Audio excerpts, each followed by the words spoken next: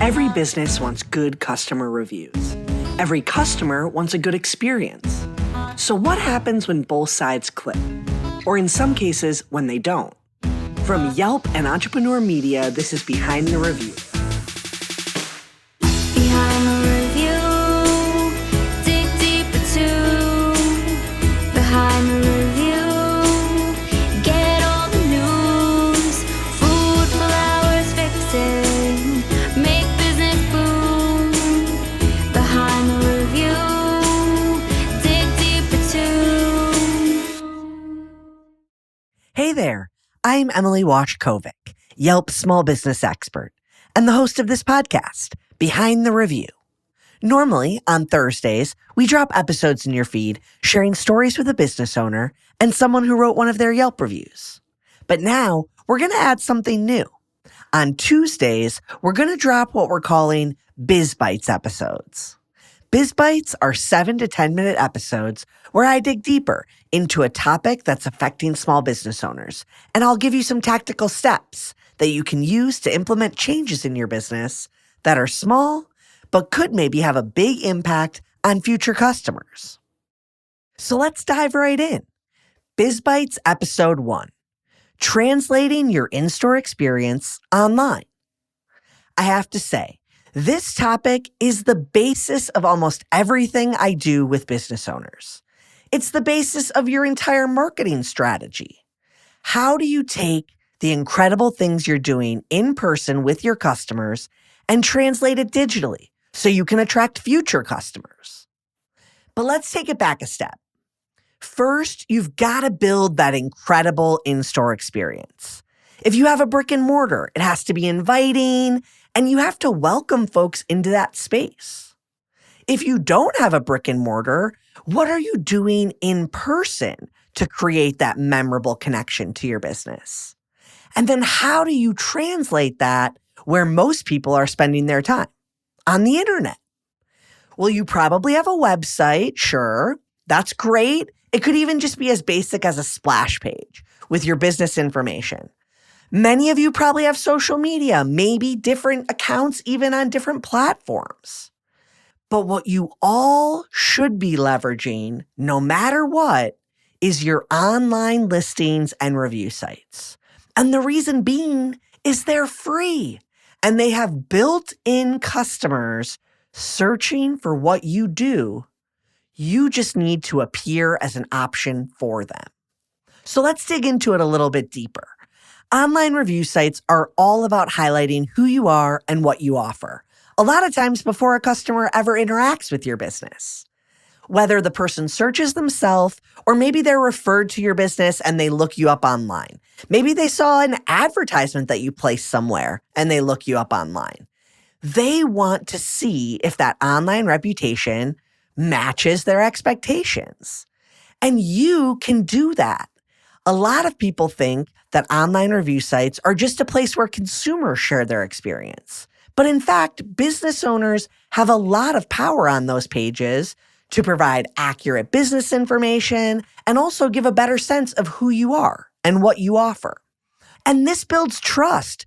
Many consumers don't even go to review sites only to read reviews.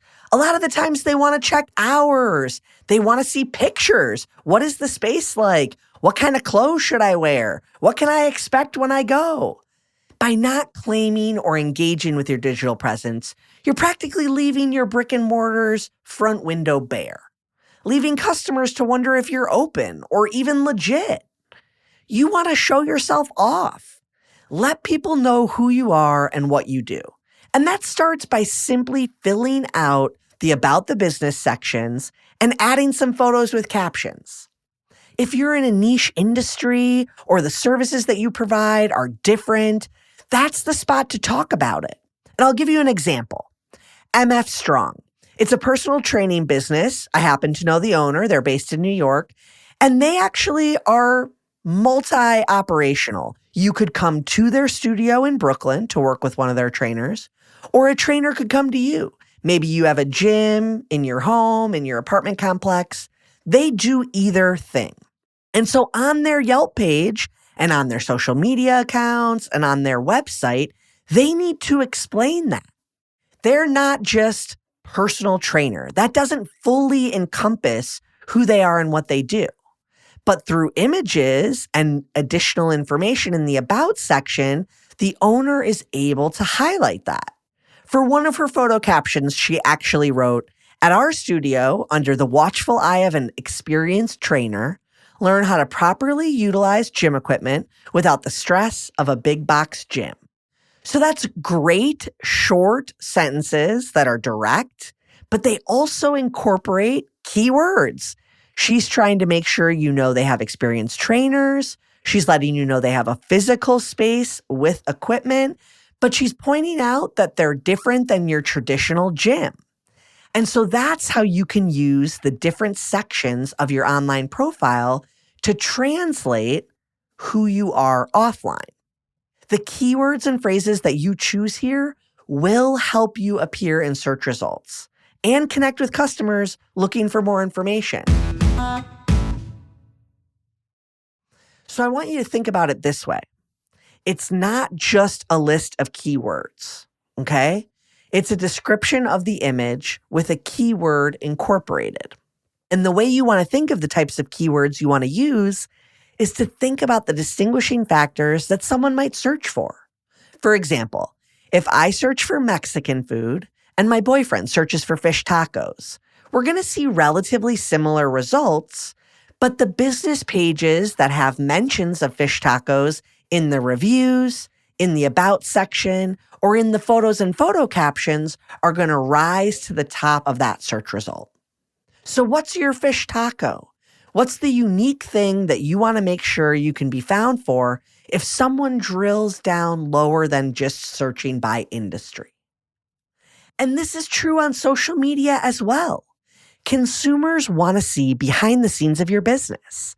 So make sure that you're maximizing that smartphone by taking photos and videos of your menu items and service offerings all the time. Share images of your staff if they're comfortable, and let people know more about the story behind the business. For example, maybe you have a menu item that's really important to your family's culture.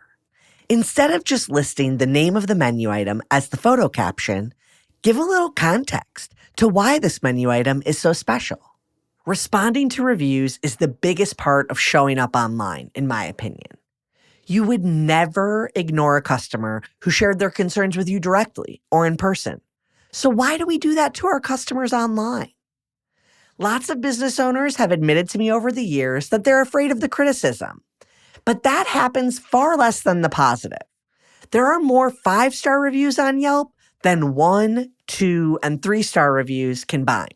There's still a great opportunity to show you care about your customers and want to hear their feedback. When you think about responding to reviews, I don't want you to think of it as just a response for that reviewer. I want you to think of it as a response for every future customer who looks at your page and sees that response. We actually did a study at the end of last year that showed all of the different ways business owners can build consumer trust online. And responding to reviews was one of the biggest ways. The study also found that 87% of consumers said they're willing to look past a critical review if the business owner responds and addresses the concerns. Responding to reviews is so powerful. It allows you to express your thanks and also show future customers that you care. It's also a great opportunity to mention anything in particular that you'd like to address. But really, responding to reviews isn't supposed to be a long and lengthy process. You want to keep it simple. First, thank them for sharing their feedback, then address 1 or 2 of the things that they mentioned, and lastly, take the conversation offline. Either let them know you sent a direct message or give them a phone number or email address to get in touch with you. The point of this is not to get into a back and forth dialogue with the reviewer. The point is to show that you care about your customers and are willing to hear them when they bring something to your attention. And don't forget, respond to those positive reviews too. Those are customers who love and care about you. They took the time already to tell you how great you are. So take a moment to deepen that connection by saying thanks and letting them know you appreciate the feedback. At the end of the day, you want to be able to show up digitally the same way you do in person. When someone shares their enthusiasm for your business with a friend or colleague, you want to make sure that everything they say about you is matched digitally. And you want to make sure that people know how they can get in touch. So make sure that at a bare minimum, you claim all of those online listings and fill out the basic business information to let people know who you are and what you do. And never overlook the value of images. Make sure that on your review sites, as well as your social media and your website, you show people who you are. They want to see a little peek behind the curtain, behind the scenes of your business. So take out your cell phone and snap a couple shots. Then upload them and give people context to who you are and let them know how you can be the next great business that they connect with. And that concludes our episode. I hope you enjoyed it and were able to take a thing or two away to implement in your own life.